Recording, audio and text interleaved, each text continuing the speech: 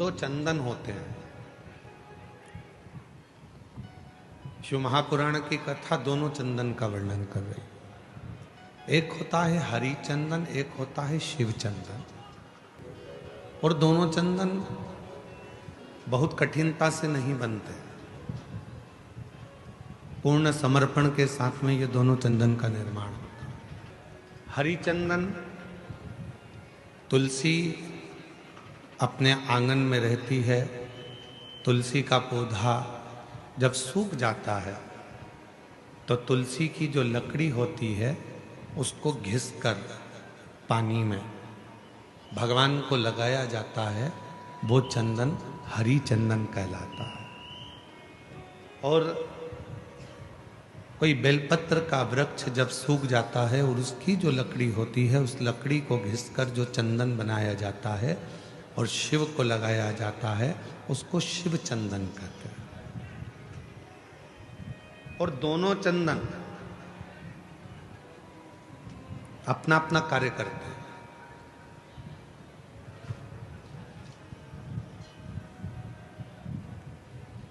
जैसे चंदन लगाते समय 3 उंगली का प्रयोग हम भगवान शिव पर करते हैं। आकार, ओमकार और मकार, ये 3 उंगलियों का प्रयोग हम शिव जी पे चंदन लगाते समय करते हैं।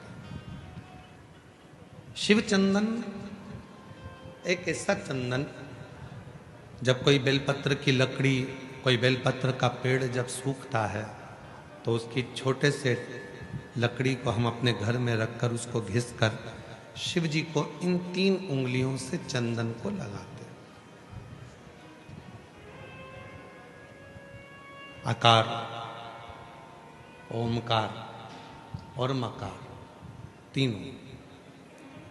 पर इन 3 उंगली को जब हम लगाते हैं और 3 उंगली से जब हम त्रिपुंड बाबा का लगाते हैं तो उसमें जो नीचे की उंगली है मकार, जो नीचे की रेखा है मकार, हम जब चंदन लगा रहे हैं तो नीचे नीचे की जो रेखा है, एक कोई फोटो आया है, जैसे ये 3 उंगली से ये चंदन लगा, आकार, ओमकार और ये मकार।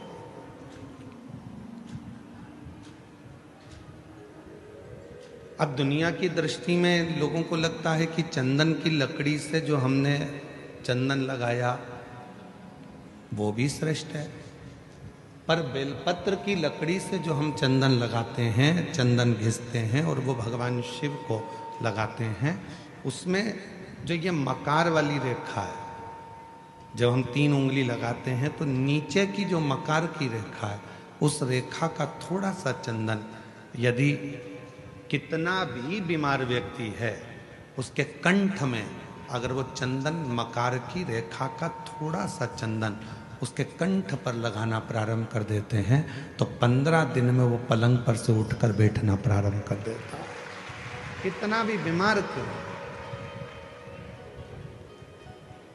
आकार, ओमकार और मकार, 3 रेखाएं हम चंदन की खींचते हैं। जैसे इसमें 3 रेखा खींची, 3 रेखा। एक हरी चंदन है जो तुलसी की लकड़ी को घिसकर, जब तुलसी सूख जाती है, तुलसी जब सूख जाती है तो उसकी लकड़ी को घिसकर तैयार करा जाता है, उसको हरी चंदन कहते हैं। और वो हरि चंदन भगवान नारायण को, शालिग्राम भगवान को, भगवान नारायण को, भगवान विष्णु को वो हरि चंदन लगाया।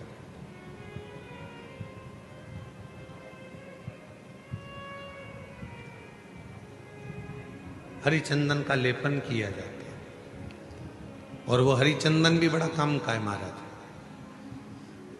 जब शालिग्राम भगवान को हरि चंदन लगाते हैं, हरि चंदन का लेपन करते हैं, या एक बिंदी भी हरि चंदन की लगाते हैं, और यदि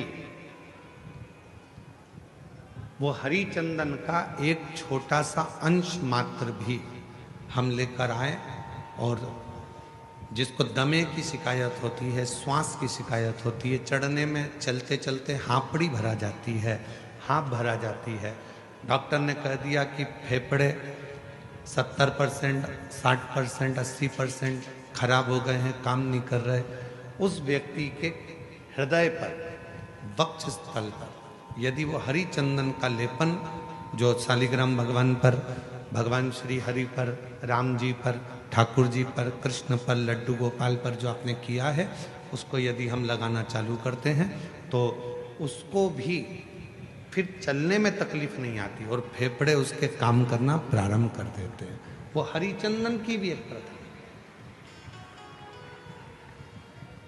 तो दो चंदन, एक हरिचंदन, एक शिव चंदन। जम के बोलेंगे सभी लोग, हरिचंदन काय से बनता है? तुलसी की लकड़ी से। और शिव चंदन काय से बनता है? बेलपत्र जो सूख जाता है, लकड़ी जो सूख जाती है उसके। दोनों कारक।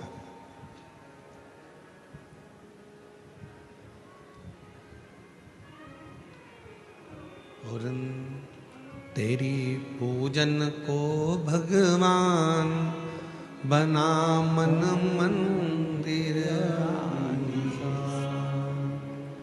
तेरी पूजन को भगवान बना मन मंदिर, घिस घिस चंदन तुझे लगाऊं, नित नित तुझको रोज मनाऊं, घिस घिस चंदन तुझे लगाऊं। हे भगवान, नित्य तेरे को मैं मनाऊं, घिस घिस चंदन रोज लगाऊं, नित नित भोला तुझे मनाऊं, घिस घिस चंदन रोज लगाऊं, नित नित भोला तुझे मनाऊं, तेरी पूजन को भगवान बना मन मंदिर, तेरी पूजन को भगवान बना मन मंदिर, बना मन मंदिर आलीसा, तेरी पूजन को भगवान बना मन मंदिर आलीसा, तेरी पूजन को भगवान। नित्य पूजन का एक फल।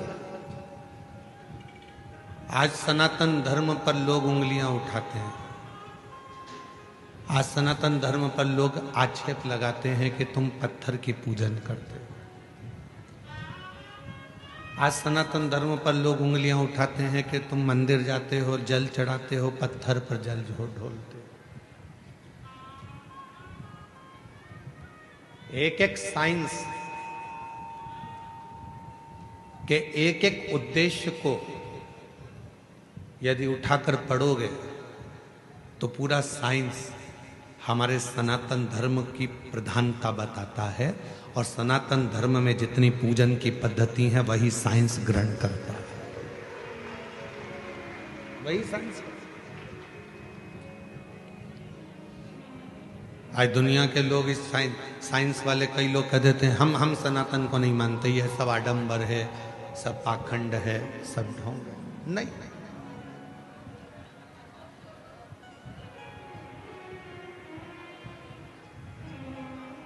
एक समय ऐसा भी आता है डॉक्टर पूरा इलाज करता है, सारी दवाइयां देता है, सब कुछ करता है, और आखिरी में डॉक्टर भी कह देता है कि मैं पूरी कोशिश कर रहा हूं, अब उसके हाथ में।